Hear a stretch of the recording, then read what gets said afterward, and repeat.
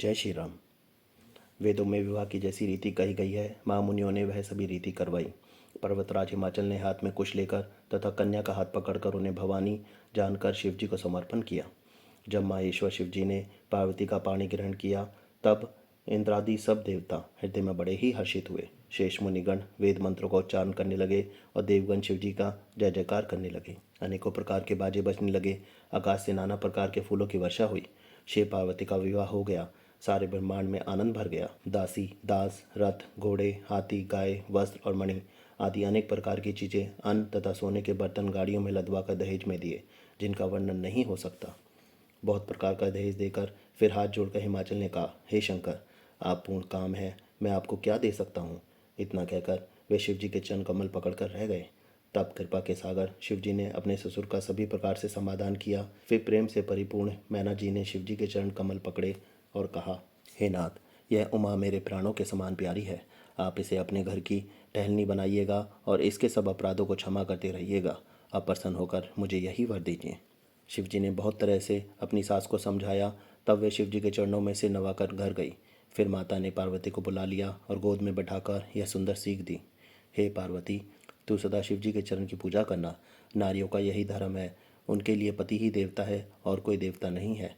इस प्रकार की बातें कहते कहते उनकी आंखों में आंसू भर आए और उन्होंने कन्या को छाती से चिपटा लिया। फिर बोली कि विधाता ने जगत में स्त्री जाति को क्यों पैदा किया। पराधीन को सपने में भी सुख नहीं मिलता। यूँ कहती हुई माता प्रेम में अत्यंत विकल हो गई, परंतु कुसमय जानकर उन्होंने धीरज धरा। मैना बार बार मिलती है और पार्वती के चरणों को पकड़कर गिर पड़ती है। बड़ा ही प्रेम है, कुछ वर्णन नहीं किया जाता। भवानी सब स्त्रियों से मिलकर भेंट कर फिर अपनी माता के हृदय से जा लिपटी। पार्वती जी माता से फिर मिलकर चली। सब किसी ने उन्हें योग्य आशीर्वाद दिए। पार्वती जी फिर कर माता की ओर देखती जाती थी। तब सखियाँ उन्हें शिव जी के पास ले गए। महादेव जी सब याचकों को संतुष्ट कर पार्वती के साथ घर को चले। सब देवता प्रसन्न होकर फूलों की वर्षा करने लगे और आकाश में सुंदर नगाड़े बजने लगे। तब हिमवान अत्यंत प्रेम से शिव जी को पहुंचाने के लिए साथ चले।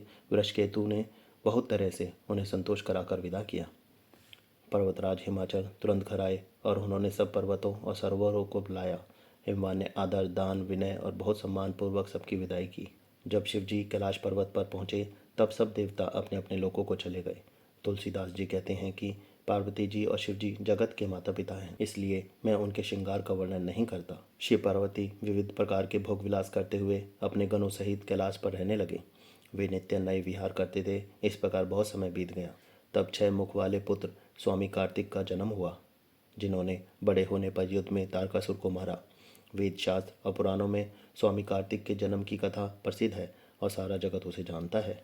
स्वामी कार्तिक के जन्म, कर्म, प्रताप और महान पुरुषार्थ को सारा जगत जानता है, इसलिए मैंने वृषकेतु शिव जी के पुत्र का चरित्र संक्षेप में ही कहा है। शिव पार्वती के विवाह की इस कथा को जो स्त्री पुरुष कहेंगे और गाएंगे, वे कल्याण के कार्यों और विवाह आदि मंगलों में सदा सुख पावेंगे। गिरजापति महादेव जी का चरित्र समुद्र के समान है, उसका पार वेद भी नहीं पाते। तब अत्यंत मंदबुद्धि और गंवार तुलसीदास उसका वर्णन कैसे कर सकता है। शिव जी के रसीले और सुहावने चरित्र को सुनकर मुनि भारद्वाज जी ने बहुत ही सुख पाया। कथा सुनने की उनकी लालसा बहुत बढ़ गई। नेत्रों में जल भर आया तथा रोमावली खड़ी हो गई। वे प्रेम में मुग्ध हो गए। मुख से वाणी नहीं निकलती। उनकी यह दशा देखकर ज्ञानी मुनि याज्ञवल्क्य बहुत प्रसन्न हुए और बोले, हे मुनीश, आहा, तुम्हारा जन्म धन्य है। तुमको गौरीपति शिव जी प्राणों के समान प्यारे हैं। शिव जी के चरण कमलों में जिनकी प्रीति नहीं है, वे श्री रामचंद्र जी को स्वप्न में भी अच्छे नहीं लगते। विश्वनाथ श्री शिव जी के चरणों में निष्कपट प्रेम होना, यही राम भक्त का लक्षण है।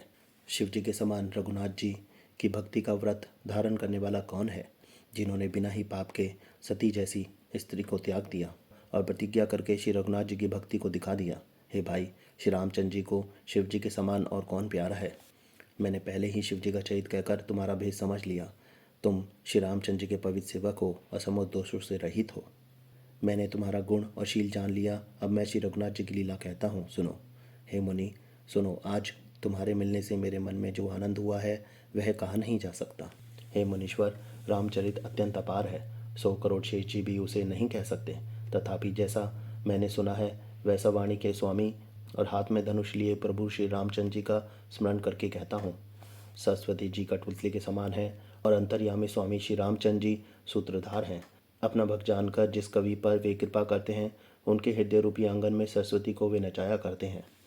उन्हीं कृपालु श्री रघुनाथ जी को मैं प्रणाम करता हूँ और उन्हीं के निर्मल गुणों की कथा कहता हूँ। कैलाश पर्वतों में श्रेष्ठ और बहुत ही रमणीय है, जहाँ शिव पार्वती जी सदा निवास करते हैं। सिद्ध, तपस्वी, योगीगण, देवता, किन्नर और मुनियों के समूह उस पर्वत पर रहते हैं। वे सब बड़े पुण्यात्मा हैं और आनंद कंठ श्री महादेव जी की सेवा करते हैं। जय श्री राम।